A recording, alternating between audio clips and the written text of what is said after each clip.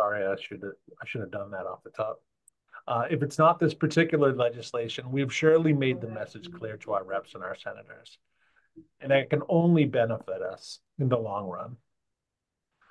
As for housekeeping items, this is a meeting, not a webinar, but we do ask that you keep your microphone muted when you're not speaking and allow our panelists to present their information fully. If you think of a question, please add it in the chat and we will read all the questions during the Q&A. Still trying to read and let people in, so I am multitasking over here. Speaking of panelists, I want to introduce four of them today who have graciously donated their time to be with us. Most of you know them, but we will formally introduce them anyway. Representative Joan Moschino from the 3rd Plymouth District, representing Cohasset, Hingham, and Hull. Representative Margaret Scarsdale from the 1st Middlesex District, representing Dunstable, Ashby, and parts of Pepperell, Townsend, Lunenburg, and Groton. Senator Jason Lewis from the 5th Middlesex District, representing Malden, Melrose, Reading, Stoneham, Wakefield, and part of Winchester. And Mike Wassenaar, the President and CEO of the Alliance for Community Media. Thank you all for being here. We really appreciate all of your time. We have prepared a slide deck that I would like to share with you. So just give me one sec while I flip over to that one. And what we're going to do is I'm just going to hand this over to the legislators who are going to give you a little bit of background. And then we'll have time to review. We're going to go through a very brief history of where we ended up in the last session and purposefully turn the page at that point to the new session. We really want to look forward and try to be as positive as we can about what we have in our future rather than dwelling on what may or may not have happened in the past. So give me one sec while I share this. And once I do, I'm going to hand things right over to Rep. Moschino, and she will start things off for us. All set. Take it away, please. So first of all, I just wanted to say good afternoon to everyone and Happy New Year. And thank you for being with us. And thank you for hanging in there with us. When I met David and he introduced me to Mass Access and some of the other work that you were doing, it was pretty obvious, at least to me, the important work that you do in our communities, and you are eminently deservable of a sustainable revenue source. That is what this is all about. It's pay TV, and we are looking for a sustainable revenue source for you. So David, if you wanted to flip to the next slide, as David said, we're going to do a quick legislative cycle summary. I don't think I do I have control of the, not sure if I do or I don't. But anyway, we're going to talk about the cycle, but more importantly is where we're starting from. And then we'll transition to Mike Wassenaar, and then I'm going to hand it over to my wonderful, fantastic colleagues to share why this is important. And then we're totally here. I'm going to give you some tasks that we hope you'll do, some advocacy tasks and a little insight into our strategy. And then we are here for a question and answer. So if you flip to the next page. So with the end of session, all bills that are not acted upon expire. So we were all sworn in on January 1st, and we had the next 2 weeks to file what I was referred to under the rules as timely filed bills. What we did with this particular bill was we filed the bill in the precise language that came out of the Joint Committee from last session. These bills are now in the process of being assigned to committee. We have every reason to believe that this will go back to advanced IT technology and cybersecurity, I think. We've referred to it as ATIC. It could go to telecom, utility, and energy, and it could go to revenue. But we have every reason to believe that it will go back to ATIC, which is good for us. The whole point of this is that we got to the point last session where we were having a meaningful dialogue with the committee staff and the committee chairs. And thanks in no small part to Senator Lewis, we were able to persuade the Senate chairs, the Senate chair and vice chair, to agree to pull this bill favorably. Now, what this means for us, because we had already gotten permission from the speaker, what this means for us is that we will be resuming our dialogue, our conversation about this bill from where we left off. We are not starting from scratch. Even if we get new chairs, it doesn't matter, because it's the same committee staff. They know this bill well. They know all of you very well. They have heard from you. And let me tell you, at the end, when we were really working it, when the senator and I were really working it, Rep. Scarsdale came along and she just infused us with energy and got us over the finish line. So this was very much a team effort. At that point, it was April. And it's hard to explain the building, but as you come down into the end of session, it's like a scrum. And it is very hard to get the attention for an individual bill like this. And so we weren't able to advance it any further, but that did not mean that our dialogue did not continue with leadership. And so I cannot emphasize enough, we are not starting from scratch. We are continuing and resuming our dialogue from last session. Now, we filed the bills. They are timely filed under the rules. They are about to be signed to committee. We'll find out soon. We'll find out committee assignments soon as well. And we still have to go through the same process. So these bills will get a hearing again. And that is good, because that's an opportunity for all of us to get back in there, refresh everyone's recollection, show that we are eager, that this is worthy, that it is timely, it is relevant. And now we can say to them, it has been well vetted. And that hearing and all of your testimony are really great opportunities for engagement. Our internal strategy will be all right, so on the QT, my staff has already talked to committee staff, and we've already told them that we're eager to have this with an early hearing and that would like to have an early poll on it to get it out of committee, to give ourselves a long runway with leadership to really talk about how important this is and to elevate it. And the big takeaway here is you have to keep the long view of things. And we need to do the work we need to do is to keep the momentum moving. We have filed the same language, that typos and all, God help me, that we worked out last session. So I want to just emphasize again, I know I'm a transactional lawyer, it kills me when there's typos. But I cannot emphasize again that this is just a continuation of what we're doing. And you guys I just have to pause while I have the floor and the mic and just say that every time one of you sent me in a video, we sent that to leadership and to the committee chairs. And I have to say, I'm not a creative person, and it was amazing. And your natural talents, your everything that you do really is keeping them engaged and interested. So I just wanted to let you know where we're starting from. And we just need to keep the momentum going. So I'm going to turn it back to David. And we're going to talk a little bit about strategy in a few minutes. Thank you, Rep. I actually want to hand it over to Senator Lewis, who unfortunately has to leave us at the bottom of the hour. So we wanted to give Senator Lewis a chance to give us his understanding of where we ended up in the last session and how we're looking for this new session. So Senator, please take it away. Well, thank you so much, David, and good afternoon, everybody. Great to be with you.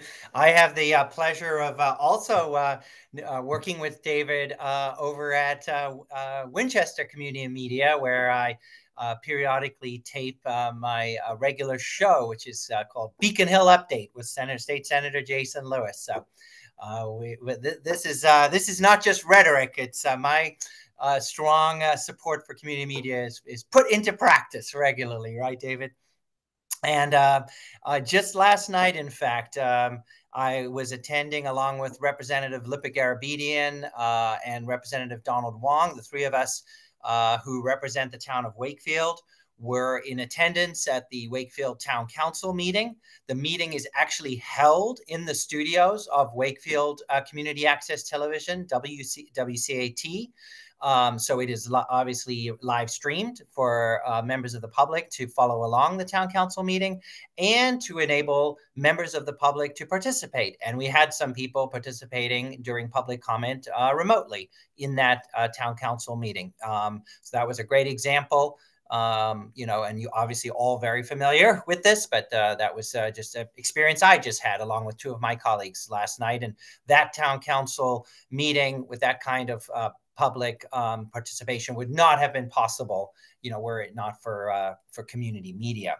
So we're a big Rep Machino and I, and I'm very proud to partner with her, and we've been working on this together for a number of years now.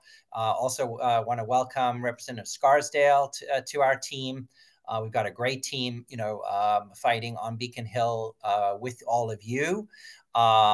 We all understand why this is so important, and we're committed, to getting a solution, a sustainable funding source, across the finish line, one way or another. As Rep Machino said, the progress we made last session was important and it was meaningful.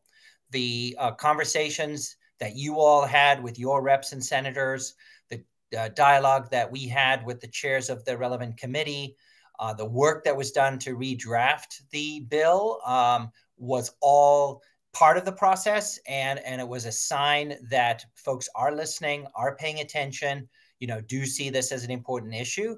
And, even if the bill that was released favorably from the committee, which, as you know, we refiled that as the version for the bill this session, it may not be, perfect, but we can continue to work on it as it goes through the legislative session. So nothing is final.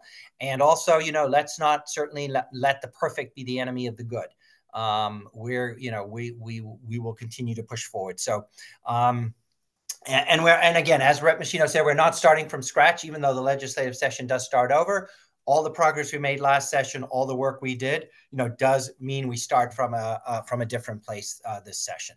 So in terms of what I would urge all of you to continue doing, I'm sure many of you are doing this already, absolutely essential that you continue to do outreach to your state representatives and to your state senators. I don't care how many times you've talked to them before about this. You need to do it again. You need to keep doing it. The challenge is that reps and senators deal with literally hundreds of different issues, and they're constantly bombarded by constituents and advocacy groups that are telling them why a particular issue demands their attention. So they're constantly being pulled in different directions. And in order to make sure that they continue to think about this issue and the future of community media and continue to kind of have it in the front of their minds, is important that they hear from folks in their district. So from you, from other people in your communities who care about community media, like board members or just regular folks who, maybe do podcasts through you or, other programming. Make sure they are talking to the state reps and state senators for your community. That can certainly be, through email or phone calls. But the best is to go to their office hours, which they almost all hold in the district, and talk to them directly in person. Get to know them. Talk to them about this legislation. Second point I would make is you all live in the world of community media. You are huge fans, of course, as you should be, but you can never assume that when you're talking to other people, and that includes legislators, that they understand the what you do, or that they understand the value of that community media provides to their community. So you have to make the case. You have to explain to them, what is it that you're doing? How are you supporting the community? How are you serving local government, other local organizations, institutions, how are you serving and supporting democracy, local democracy? So even though it seems second nature to all of you, again, I urge you when you have these conversations, kind of, start from the basics, make the case about why it's so important what you all do. And of course, then transition to, and we're not going to be able to keep doing this work given the current funding system we have, because the dollars are running dry. That's why we need legislation. That's why we need your support to put in place an alternative sustainable funding stream. So that was my second key point. And then my third is it's really important as much as possible to have allies in any fight on Beacon Hill, because again, even though we are dealing with some opposition to this bill, but even aside from that, we're also just competing for attention. There's so many other issues competing for attention. So by not being the lone voice, Mass Access calling for this, but by having allies who are working with us, that gives us strength in numbers. So I want to urge us all, and this is on me and Rep. Machino, Rep. Scarsdale, as much as all of you, to continue to do outreach to organizations that could join us in this effort, like the Mass Municipal Association, like, I don't know if some of the media groups that are out there, that fight to support the media and journalism, whether they could also come on board. They may have some other priorities that they're fighting for, that's fine. But if they can also have this legislation as one of their legislative priorities, that's very helpful to us. So any connections you have to these different organizations and the ability to keep working on them to say, hey, again, make the case to them why this is important. And we try to get them on board as well. So we now will have multiple organizations, talking about the importance of this issue and working together as a coalition. So thank you all so much for everything you do every day. Again, big thanks especially to David for your work at WinCam, and your leadership of Mass Access is greatly appreciated. Hey, we're in this fight together, and look forward to getting this done. Thank you, Senator Lewis. Really appreciate it. It's very well stated, and I appreciate everything that you do for the community spaces, community media spaces across your district and across the Commonwealth. It's really very much appreciated. I'd like to shift gears, if I could, a little bit and go over to Mike Wassenaar. I had asked Mike to join us today because I wanted to get a little bit of a national perspective. Sometimes here in Massachusetts, we, and even in our own particular communities, we do get so hung up because we're so busy and so concentrated on our own communities that we don't get a chance to pick our heads up a little bit. And I wanted Mike to come in and give us a sort of a national perspective, almost building off what Mike Lynch was able to give us during our annual meeting last month, and explain to us why, in your opinion, Mike, state work is something that's really important, and why the effort is worth the time. Sure. Happy to help out, David. And thank you for the invitation. I guess one way to sort of frame the discussion for you all is to talk a little bit about the work that we do at ACM. I'm in Washington, D.C. We have really two priorities. One is to monitor and at this point prevent federal action and policies that would harm our members, harm consumers, harm local communities. And then I think specifically prevent states from doing things that are positive for their citizens, their residents, and their communities. I think that's sort of like the federal framework that we're dealing with, at least for the next 2 years, but perhaps the next 4 years. But then also coordinate with our members and our colleagues and allies at the state level to be promoting policies that support innovation for what our communities need long term. And that can mean bills such as what you're seeing in your state. There's other revenue generation bills that are being discussed in places like New York and Minnesota. It could mean looking at coalitions that are going after appropriation support, such as what we've seen in Vermont, and actually discussions of that are happening in a couple of other states where we're looking at appropriations to be supporting or backfilling that structural problem that we see within cable revenue. It can also mean actually strengthening provisions that help consumers and help local communities, particularly small rural communities that may not have like large legal staffs to be able to protect consumers. So we're seeing that in states like Maine and Vermont and other states that we have membership in. But then, and then also working within public utility commissions at the state level to be promoting best practices and helping consumers and helping community television operations such as yours to be actually able to reach consumers with the platforms that they're using on a daily basis. So the way we look at this is that we have to be preventing bad action at the federal level and supporting innovation at the state level. And states really are the place where innovation will come from, where we'll see the future of our work happening across the country. The solution that happens in Massachusetts may be very, very different than the solution that happens in Florida. That's actually sort of the beauty of part of the federated system that we have within our telecom policies across the United States. But it also ensures that we actually have local responsiveness, which is a key point, I think, that we have to keep talking about over and over and over again. You have the ability to do things that a statewide service cannot do because you have touch with local communities, local institutions, and local traditions. And I think that's something that really has to be sort of like reemphasized as you talk about why you matter, the thing that Senator Lewis was talking about just a few moments ago in a very, very eloquent way.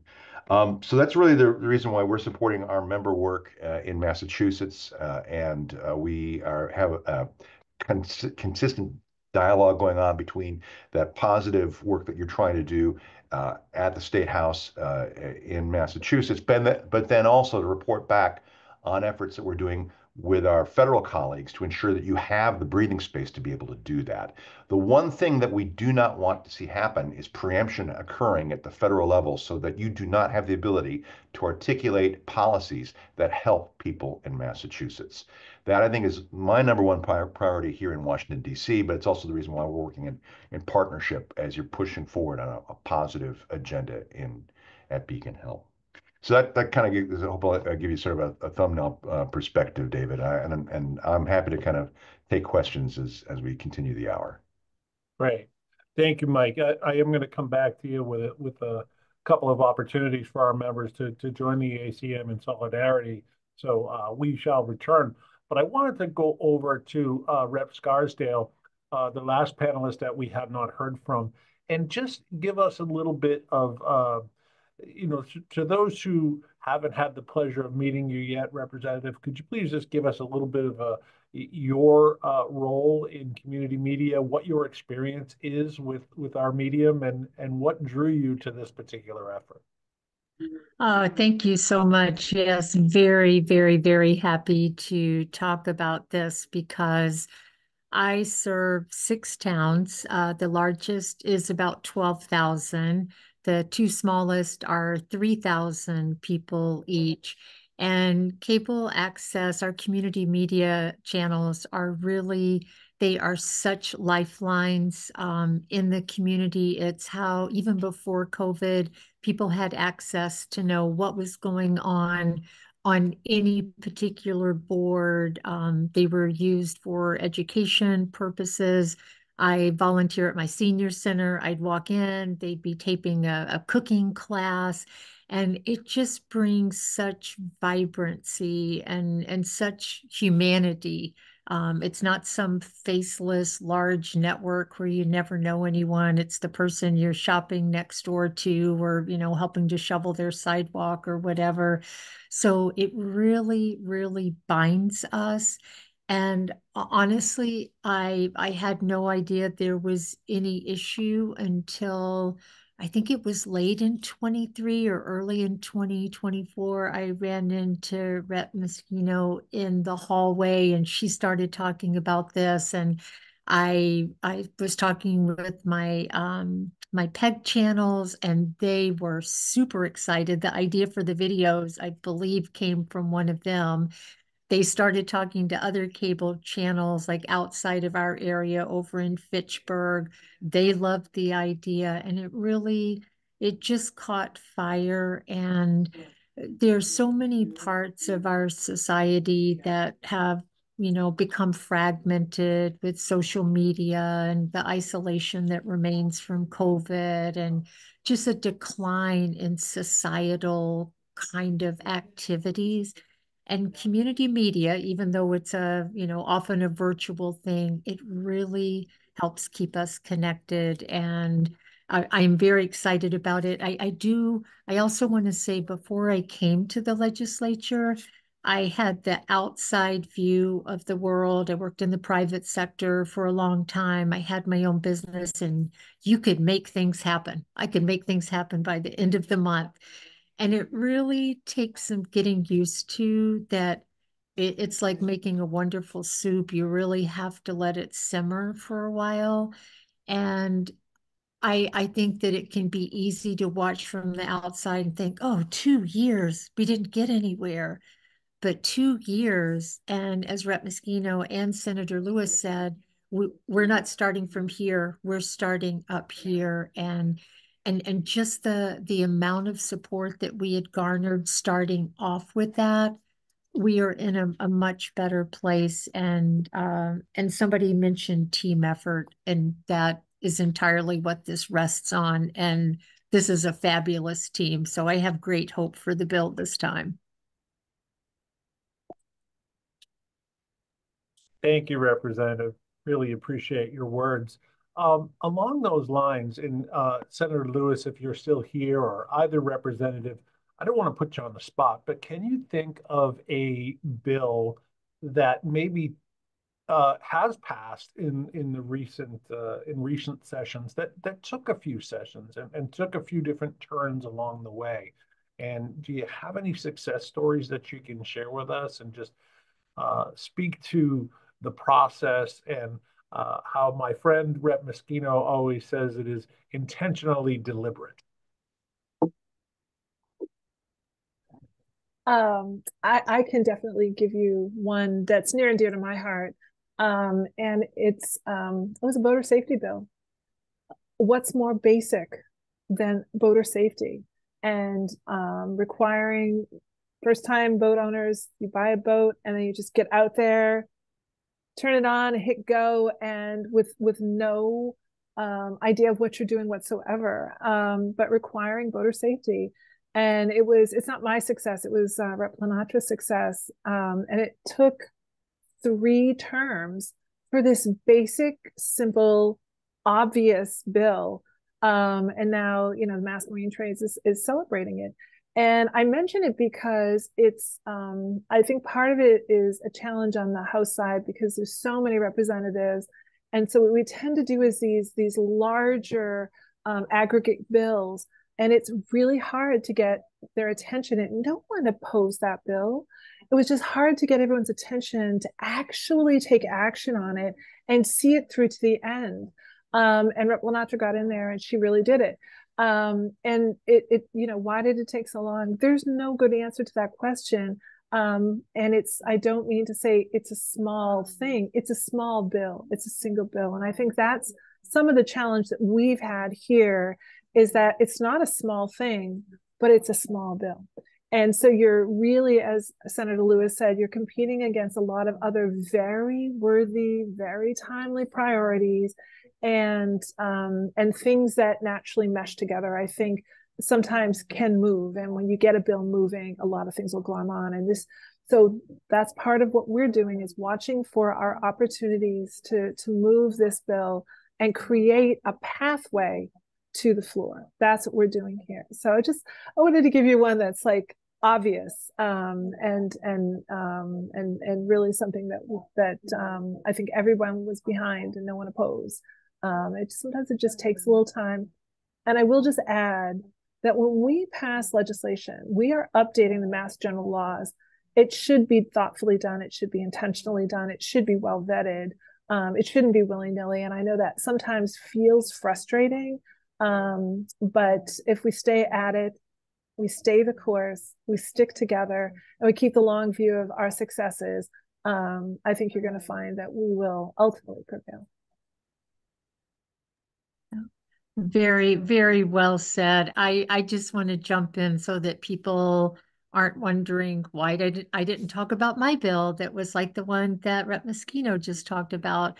Because I am only in my second term, I did get 5 bills passed last time, but they were all home rule petitions, which is sort of a separate animal, and they always move or almost always move really quickly. So I don't have a story like this one, but I think it's very instructive of how the process works. And I couldn't agree more.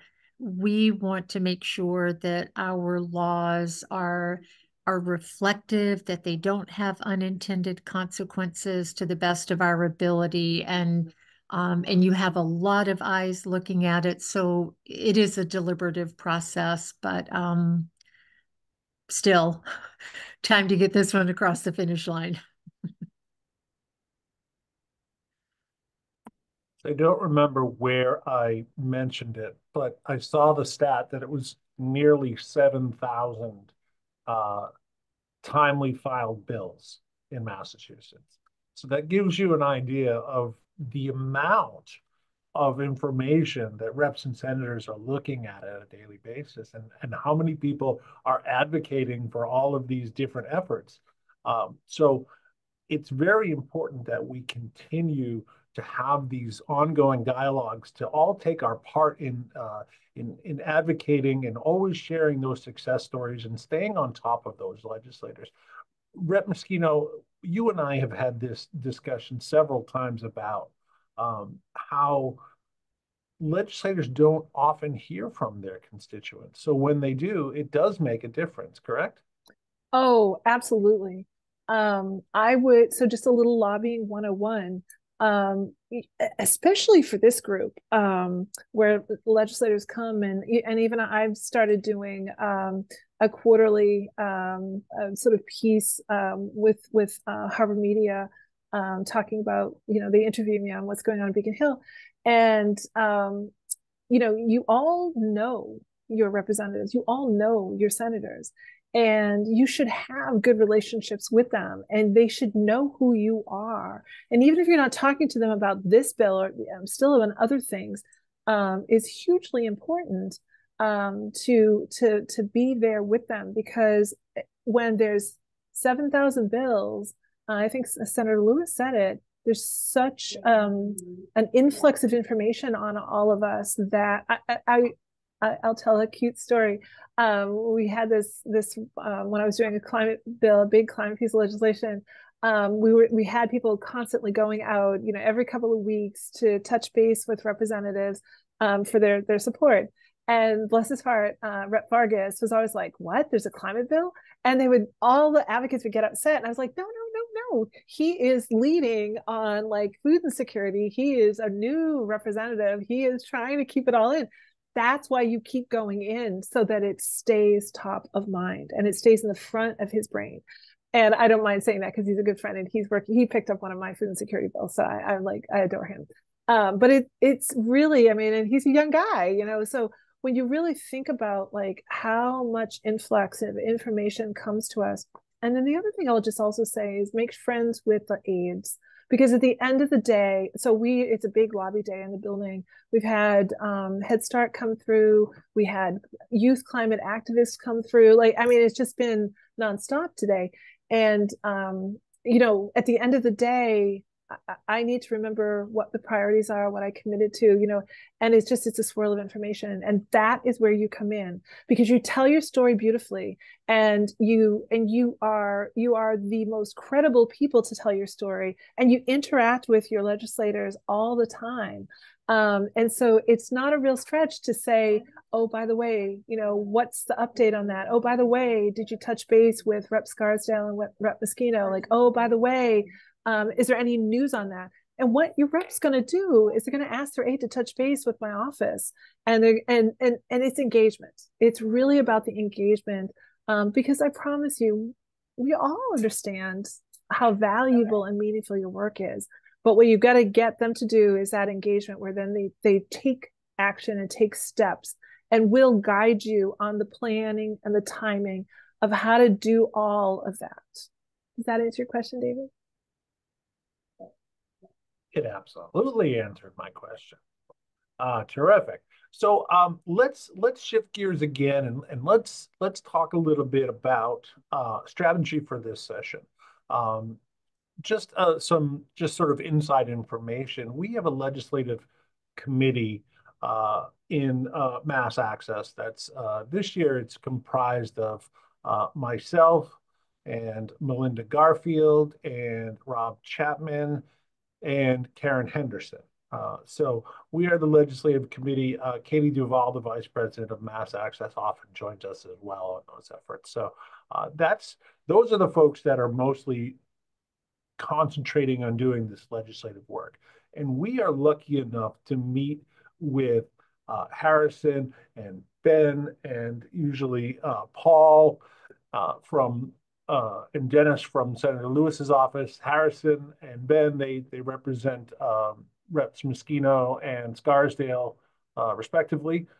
And sometimes the reps and senators will join us on these calls that we have every couple of weeks as well. And we talk about strategy and we talk about where everything is. So just understand too that we are in constant communication with our introductory legislators as far as where the bill is and what we should be doing. And one of the couple of the things that we decided, and I mentioned this on the forum at the end of last year, so I'll just jog your memory on this. We want to do more video this year. You've heard a couple of legislators say today how impactful video can be. And this is what we do. So we really should be utilizing that medium a little bit more. On the Mass Access board, you'll see Jonathan Boshin is down there. He's from Frontier Community Access, and Scott Kurland from Leominster TV. They are heading up a committee that we're loosely calling the Video Production Committee. If I may add something, we'll be reaching Yes, out sir. to the membership next week about All what right. we're doing. Thank you, sir. So be on the lookout for an invitation from Jonathan and from Scott. What we're trying to do is gather a bunch of really nice, beautiful content from across the Commonwealth that we can use to put together videos, short videos that we can share with legislators, that we can use on social media, and that we can just constantly be showing off this beautiful stuff that we're able to produce and showing off what we actually do. We want to see those people behind the scenes operating the cameras too, right? It's not just the end product, it's the people that we're instructing and empowering to produce content themselves in their own communities. So please be on the lookout for that. Please contribute some of your video to that. So, and we'll be looking for volunteers too to help us edit some of that too, because as board members, it really does, it adds up quite a bit. And we don't want to put something like this on the back burner. We want to try to spread it out across the state and have everybody pitching in a little bit to put together some beautiful video. The second part, and I think it was Senator Lewis who sort of hinted at this as well, is doing some like coalition work and getting more people involved, getting organizations involved. And I asked you this a little bit before the new year. Is there an organization that you work with locally who also has a statewide chapter that you think would be a good partner? We've already reached out to several organizations. The Mass Mayors Association, which is part of the Mass Municipal Association, we've been talking to them. The League of Women Voters Massachusetts, the AARP Massachusetts. We have a lot of people who are already on board and say, we will testify on your behalf. We will join in any advocacy that you're going to be doing. But I need more ideas on who to reach out to and making contacts. I remember we reached out to someone at the ACLU of Massachusetts. We haven't heard back from them, but we'll be following up with them as well. So if you have any other ideas, please let us know.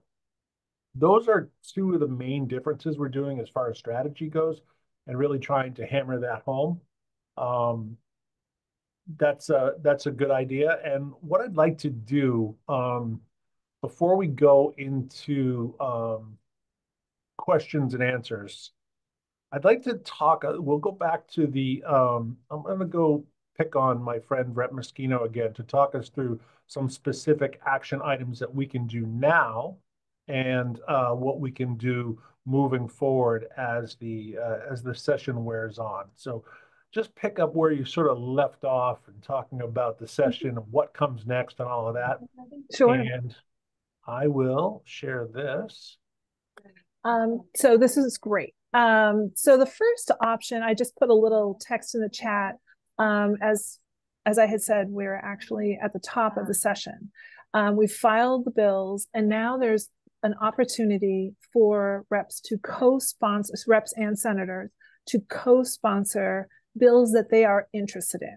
So the first opportunity we have for engagement is for all of you to call your state rep and your state senator, share with them the House docket and the Senate docket for the community media center bills, and just ask them if they will consider co-sponsoring that bill.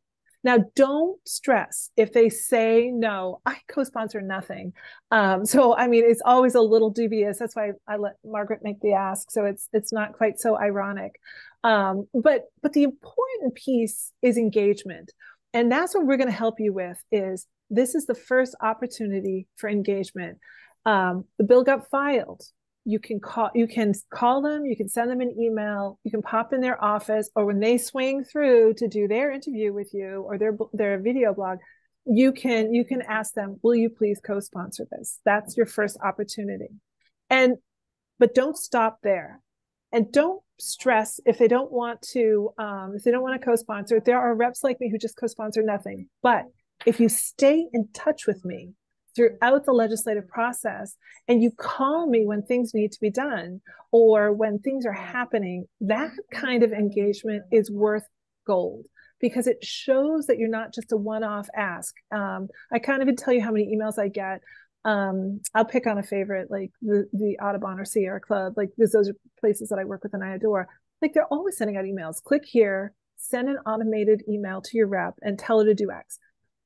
What we're asking is actually establish a rapport and a relationship around the key moments that the legislative process and cycle. And we're going to help you with all of that. You don't need to know, because we're going to ask you.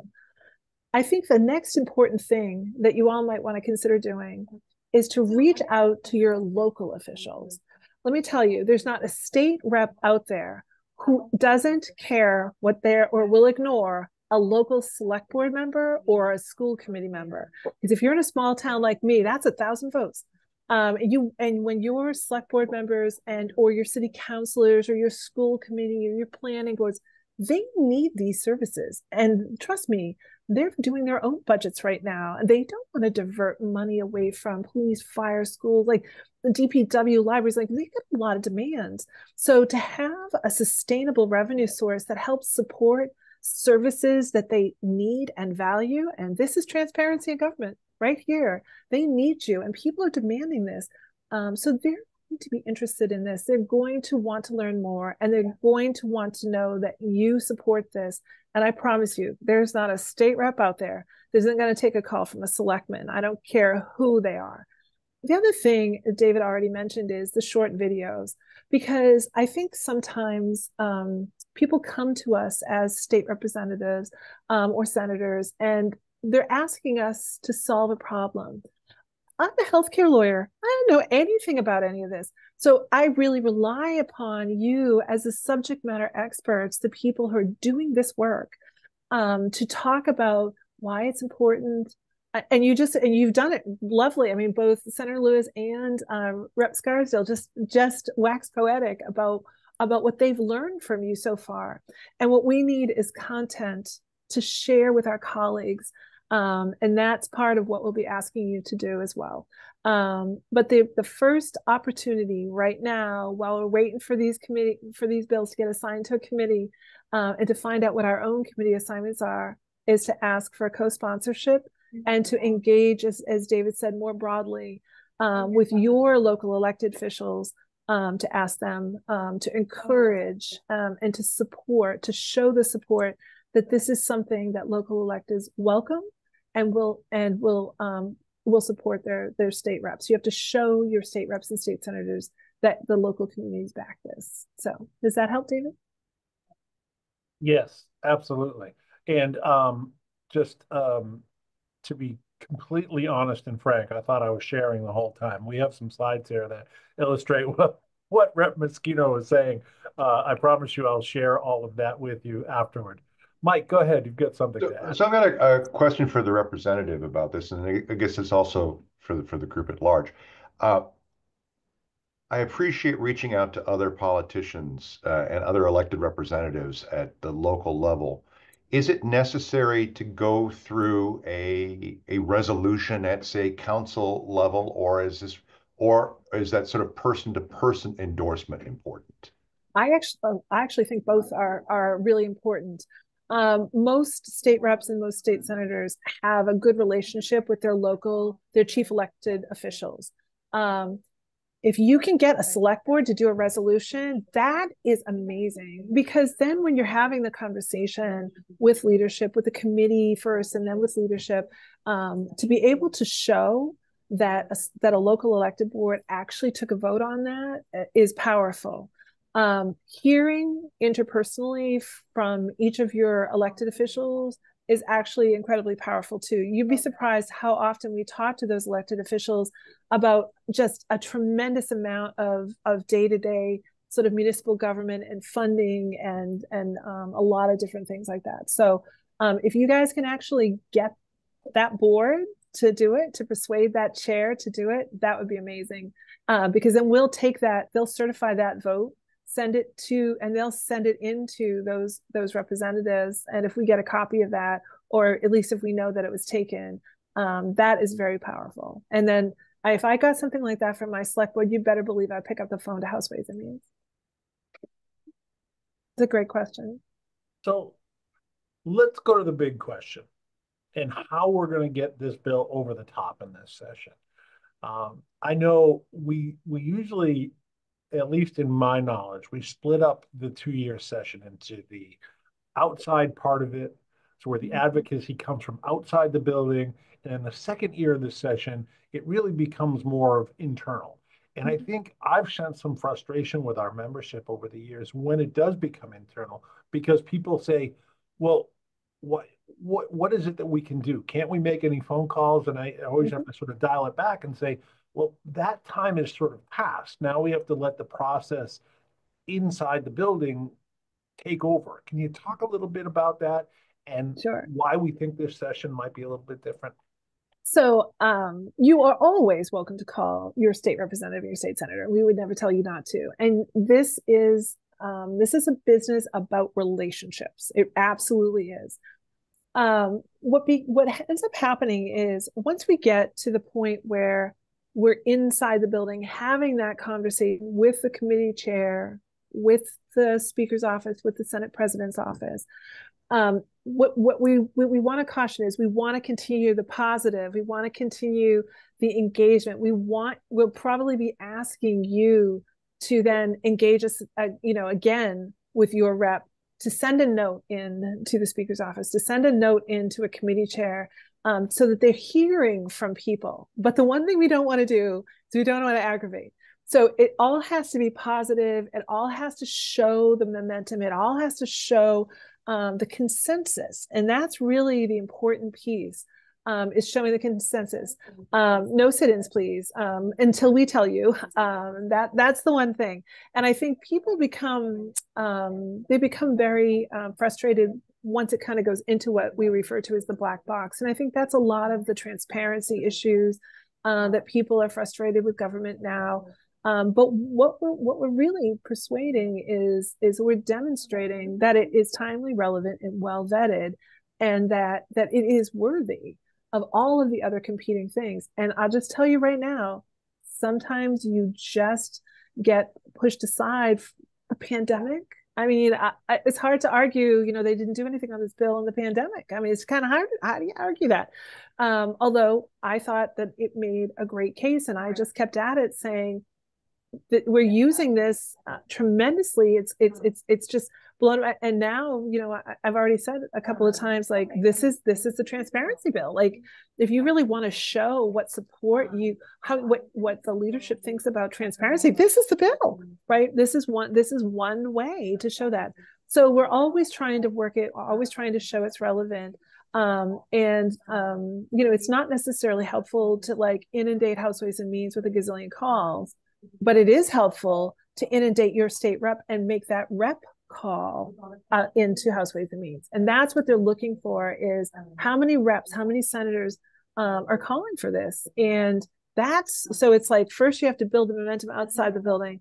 Then you have to start building the momentum inside the building, and then you take it to the next level. And there's a real art to this. And I'm just going to say it out loud. Every once in a while, something comes along that just sucks all the oxygen out of the room, and a lot of great bills just kind of get left on the table. And that's why you can't get discouraged. You just have to keep at it. And I'm just going to keep running until they pass this. And now I've got Margaret to keep my energy up. So I don't know, Margaret, come on, add in there. Well, I've thought about that every time you've spoken. It's like, she's covered it. She's covered it. I mean, I think you're so right to lay out how the process works, that upfront advocacy, but then, the soup is really on a simmer, if you will, and you have to leave it on the stove for a while. And also, I could not agree more with the positive nature of the engagement. I understand how it can be to be on the outside and be disappointed or things are taking longer, but on the inside, like, has been said multiple times, we're looking at 7,000 bills, and maybe we didn't mean to let that one go on the back burner. So when you call angry, like, it's not the best motivator. It doesn't put me in the best frame of mind to look at something. So I just think you've made wonderful points. The only thing I thought of, I'm not sure when it would happen. I don't think we did it last time around. In addition to the videos, maybe the community medias could put up, I don't know, maybe they're not allowed by their board of directors, but put up their own public service announcement like, hey, do you love the channels that you're watching and the programs? We need your help. You do X, so that, you're reaching every single person who's watching that cooking show or that select board meeting. Those are great points. And I think education is really crucial. If you remember back, we made to Mike's point, we made very specific choices. Massachusetts embraced the Cable Franchise Law Act. And I think we have per capita, like, tremendously more community media centers, our PEG access channels. So we really embraced it in Massachusetts. And so we made a choice to update the existing laws because they work really well. We know how to do it. Everybody understands it. We all value it. We could try something different. We could try, chasing a sales tax. But here's the problem. Sales tax goes into the general fund. Do you honestly think the community media centers would see a penny of that? So what we're doing is creating a nexus between the tax or the fee that we're putting on it, whatever you want. We don't call it a tax because we don't want it to go into the general fund. We're calling it a fee because we're going to create a nexus for the important public purpose for which it is assessed, you. So we're making very strategic choices about why we're putting forward this kind of legislation. Someone said to us in the hearing last session, why didn't you just go get a $65 million appropriation? Well, I'm sorry, guys, I can't, I don't have the ability to do that. And it doesn't actually solve your problem because it's one appropriation that you are then beholden to go and chase every single time. That is not sustainable. The whole point is a sustainable revenue source. And that's why we asked DOR to sort of evaluate and see what they thought the revenue on this would be. And let me tell you, DOR does not care what legislators think. They do not typically respond to any of our inquiries, and they sure as hell don't do research projects for it, but they did it for you. So, I really can't I really can't emphasize enough that you, not me, I am one legislator, and I happen to like, Matt Muratori, is obviously has left the legislature, and thank God I met Margaret because she's like in there with me, and Senator Lewis. It's just so amazing. But let me just be clear. We have gotten this far because of all of you, because you're fabulous, and because you have sustained it, and because you refresh it, and you provide the content, and you're not shy about getting in there. And not for nothing, I have a plan B. I mean, if we're not garnering, all of this, I mean, start charging all those damn state reps and state senators if they're not like signing on. Like we got backup plans here. But I say, oh yeah, I see Karen Hayden laughing at me. Seriously, think about how you'd have that conversation and be like, co-sponsor or else. So I know it's 4 and I want to be mindful, but I am telling you, I think this one has a real shot. And the reason why it hasn't moved forward before hasn't always been really our fault. Or not our fault, but like it hasn't, sometimes the larger context can really divert away. But we have persuaded the Senate chairs, we filed the language they're okay with, and we are going to just keep going. But we can't do it without you. They can ignore a state rep or two, but they can't ignore you. So anyway, And I'm so sorry. I co-chair a hospital subcommittee, and I see there are people in the waiting room for the 4 o'clock. Go. I have to jump. Thank you. I'll catch up with you, Rep. You're Moschino. fabulous. You're Lovely fabulous. to talk with you all. Alrighty. Bye-bye. Thank you, Representative. Yeah. So I just, I just want you all to know you have done a tremendous amount of work. We are being strategic. And honestly, I think you're going to carry the day. Rep. Moschino, you're the only one left here, so you're the one that's going to have to field these questions for us. I'm going to hand it over to Katie Duval, who has been keeping an eye on things for us. Katie. I think Mike wanted to say something. He came off. Oh, Mike, please go ahead. Yeah. No, I only just to kind of underline the thing that Representative Moschino was saying about positivity. I think putting forward a positive vision for how you are building your community services, how you're supporting residents in your communities is, I think, the most positive message you can be providing. I think maintaining that tone is a way to be able to sustain your work. If you have a tone of either anger or desperation, it's a turnoff. It's a big turnoff, and you need to be attracting as much positive attention. So I just want to underscore the thing that was being said in this last part of the discussion. All right, Katie, what do you have? Okay, so our first question is from Alex, and this has to do with the Massachusetts website. Right now, there's an outlier copy of the House docket. It's House docket 2934, and it has the same exact naming convention as our House docket. So it looks like it might just be a mistake. I don't know if Rep. Moschino, you have a contact with someone that can update the website and remove that. So Harrison was saying that there's another bill out there from Rep. Vieira, which we will absolutely go hunt up and see what it says and see what it's about and see if it's someone to partner with.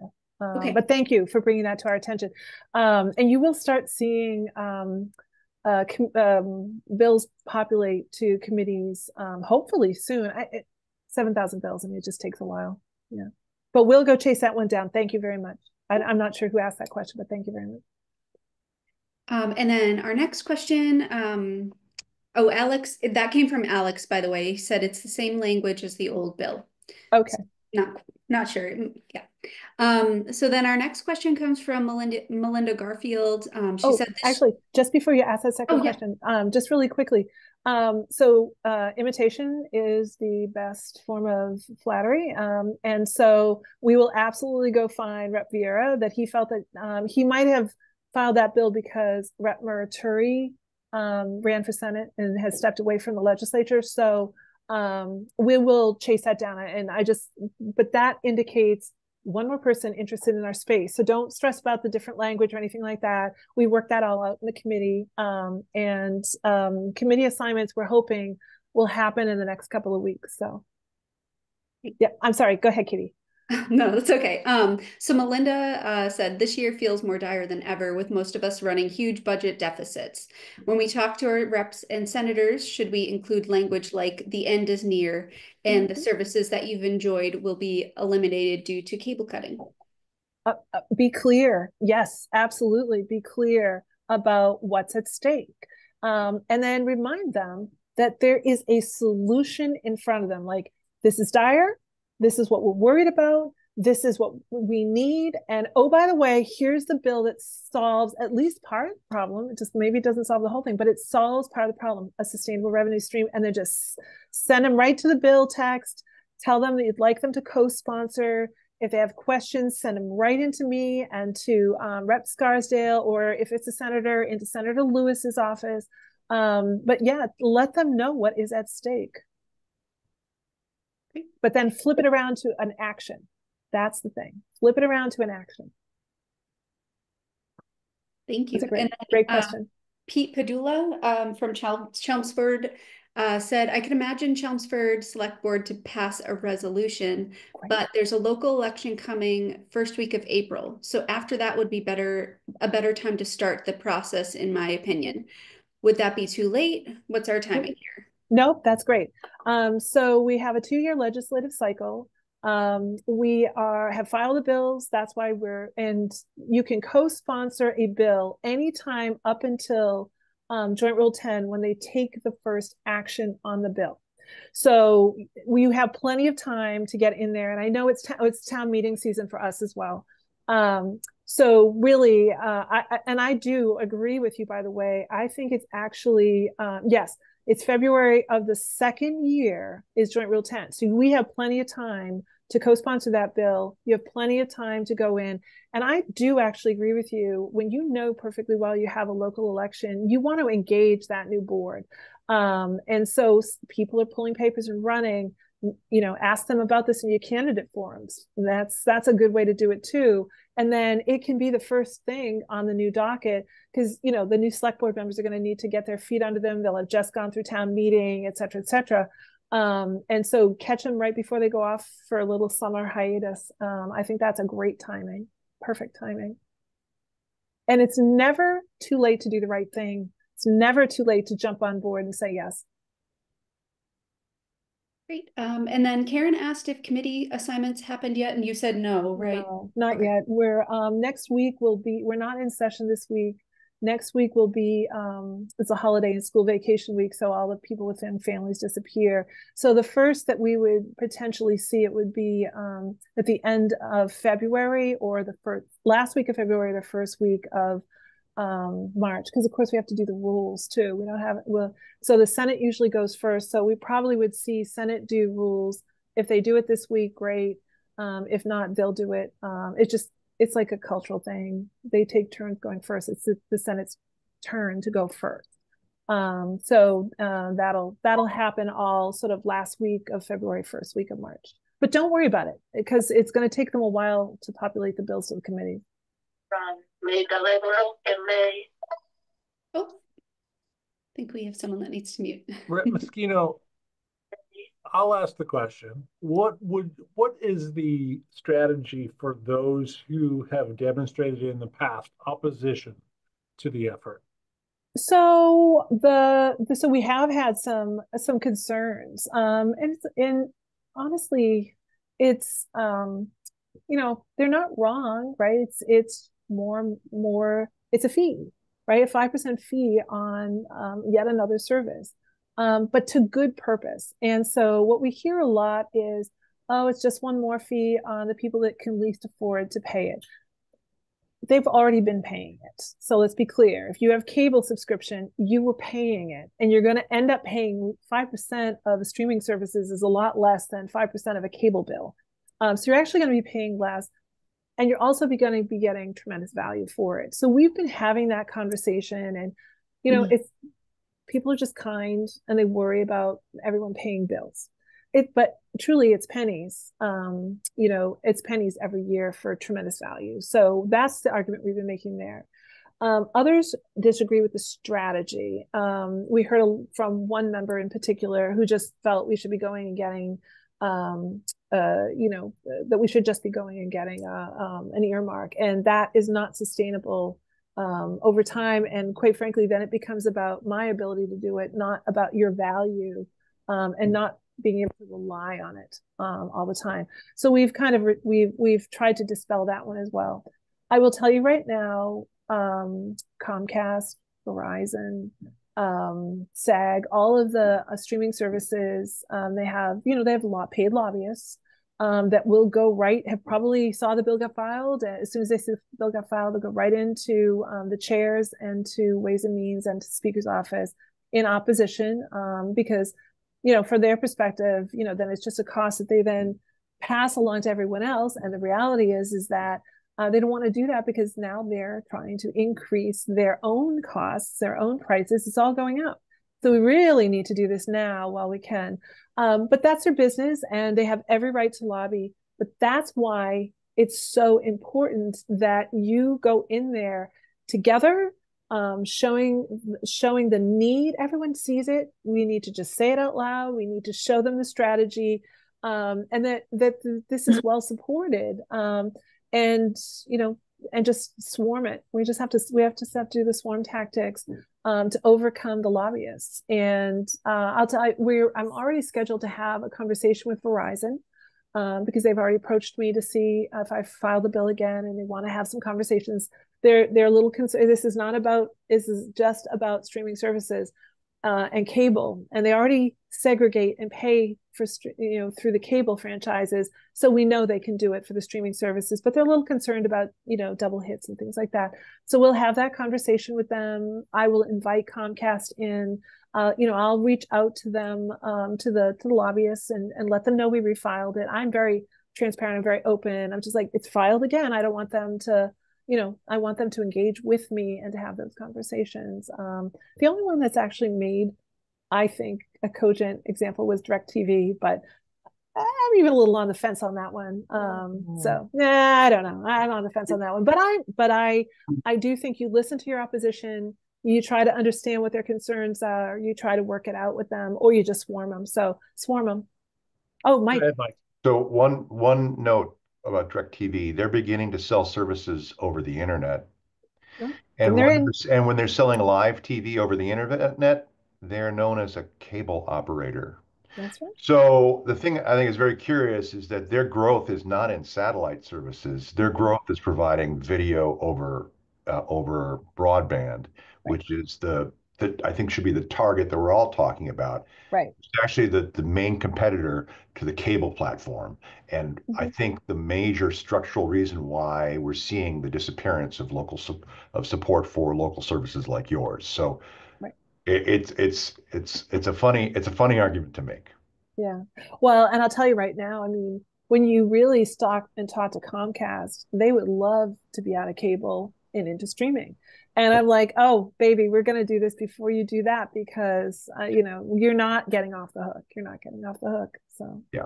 And yeah, I think that's, so I think, but now is the time. Waiting around for a solution is not tenable. Yeah. So Verizon has tried to explain to me this idea of double dipping and hitting twice. These are sophisticated companies. They report on their income and their revenues all the time.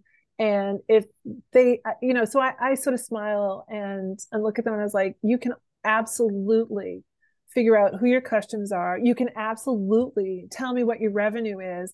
And I'll just say to you, every time I meet with a lobbyist, that is always the first question I ask them: will you disclose what your revenues for your streaming services are in Massachusetts? And they always decline.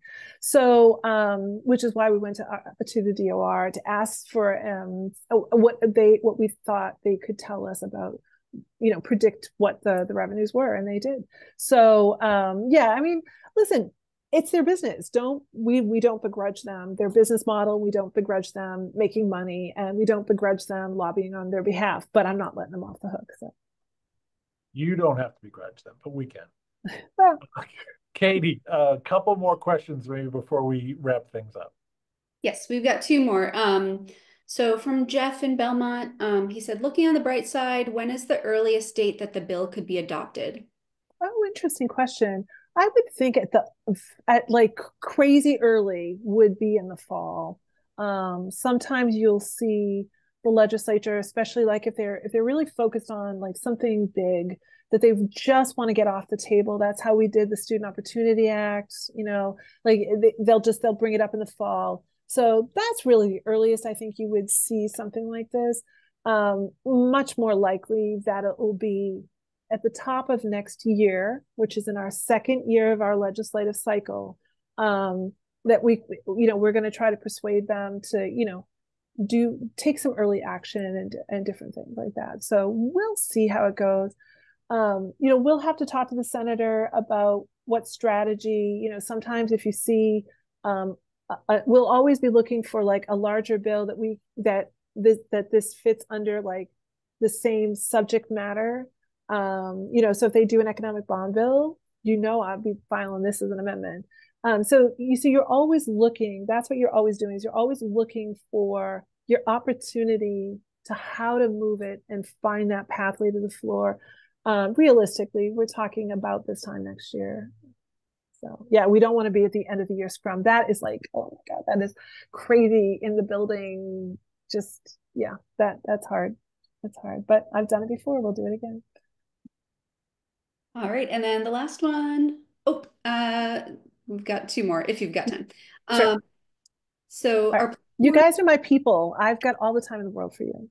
Thank you. So are platforms like SoftEdge, Policy Exchange, and Quorum a helpful and easy tool to have many constituents sign on and advocate for our legislation? Are they looked upon by our elected officials as just another email, or would it be helpful to indicate the public need for sustaining local PEG? So if someone wants to organize that, I actually, every bit helps, right? It all adds up. I will just say that I'll just use myself as an example. When I see those, it's so easy to click here and add your name. Do people even really understand what they're signing on to? I go through and you have to like then figure out if they're even in your district.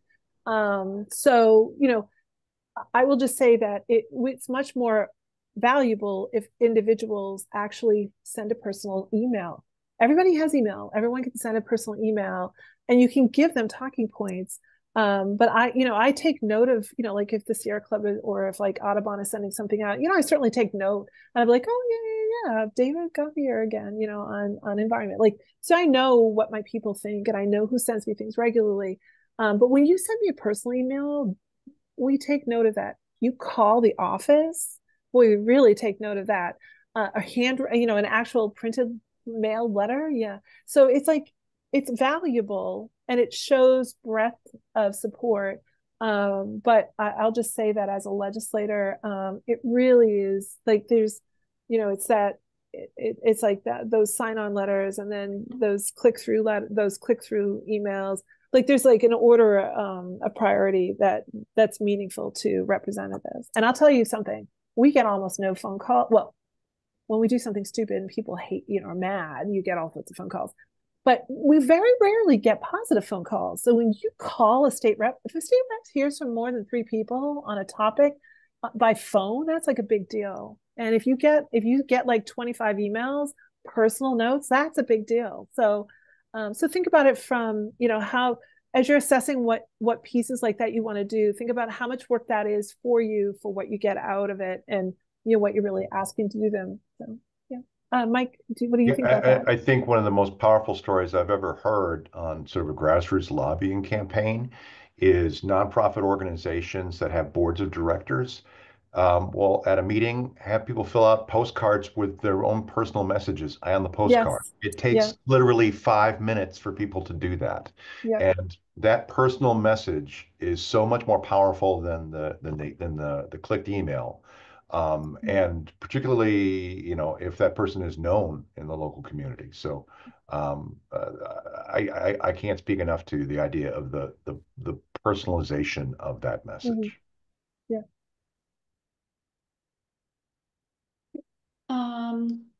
And then our last question is, would we be in a better position if we hired lobbyists? So we've discussed this. it sort of depends on where you end up in the cycle. If we can persuade action early in the cycle, I don't know that that's necessary. But I'll tell you this, if we start getting into this time next year, we might want to consider that, because on the one hand, like I can talk to my colleagues on the floor, right? But on the other hand, when a lobbyist goes in and asks for time, and some of these guys have more access than I do. Can get in to see on a number of topics and things like that. So depending on where we land in the cycle, we may want to consider that. I will just tell you that's expensive. And I don't know, I wouldn't want to say yes. But I think that's something to keep on the table and to reassess as we're going along, depending on what kind of feedback we're getting, and not necessarily to win the day, because a lobbyist is going to ask you to do all of these same things that I'm talking about. It's what it is that when you're getting down to the end and they're going in on like 15 things, a lot of times what they'll say is, well, Rep, you've got 3 bills in front of us, pick one. Am I going to pick you over, nature-based solutions and climate mitigation? I don't know, like probably, but don't tell the Nature Conservancy that. But so that's the kind of thing. And so the lobbyist sometimes at the very end can really help you seal the deal. Because sometimes they'll look at me and they'll be like, oh, sweet Jesus, Mother God, here she comes again to talk about, community media centers. So, but let's keep that let's put a pin on that and keep that on the table, because we might want to make that choice. Excellent. It's getting to be about that time. I wanted to thank Rep. Moschino for hanging in there and answering all our questions. Thank you also to Senator Lewis and Rep. Scarsdale for their participation today. Before we wrap up, Mike, I want to give you a chance to promote some of the things that ACM members can do to stay involved legislatively on the national level. Please go ahead. So a couple of quick things. First, we hold a monthly call at 4 p.m. Eastern, the first Thursday of every month, for members across the United States working on public policy issues. So we have colleagues working in other states as well as folks working on federal issues. That's for ACM members only. Please, it's part of our service, though, to be able to connect and do lessons learned with one another as we're doing our work together, as we're pushing forward different policy work. The other thing I would say is that if you have the opportunity to come to Washington, D.C. on April 2nd, we'll be hosting our Hill Day activity. I think it's important that we have the entire congressional delegation for Massachusetts fully in support of your work. They have been in the past, but as with all things, you don't get unless you actually ask for that support. So we want to make sure that we have all the Massachusetts delegation actively engaged, particularly if we're looking at federal efforts to try to preempt local community franchising, local community media work. So if you do have the ability to join us Wednesday, April 2nd, I'd invite you to come down to Washington, D.C. and join your colleagues to be talking with the Massachusetts delegation. If you cannot attend, please let me know. We are scheduling virtual visits starting in March. And we'll have that opportunity. And the one last thing I would say is that I think we want to probably have a check-in sometime in June in Boston. And ACM National, of course, will be having our national conference in Boston at BU the last full week of June. So I hope you're marking your calendars for that. Registration will be opening soon for that event. I think we will have a placeholder space to be talking about the legislative work happening in Massachusetts at that event. So please join us for that and other things that last week of June in Boston. Excellent. Thank you, Mike, for being part of our presentation today. Really bringing a lot to the table. Appreciate it. You're welcome. Rep. Moschino, closing thoughts from you, please. Thank you all. You are fabulous. Keep up the tremendous work. Short and sweet. I appreciate it. Thank you all for being here today. It really is affirming to see everyone here pulling in the same direction. I'll be following up with some more information. We've developed a quick fact sheet as well as this slideshow that Harrison and I were able to pull together. So we'll give you all that information. You know how to get in touch with us should you have questions as you're going through and making calls to your legislators. And stay tuned because we will be sharing information as it comes in, and hopefully it'll be all good news going forward. So thanks again for being here. We'll see you all soon. Thank you. Bye.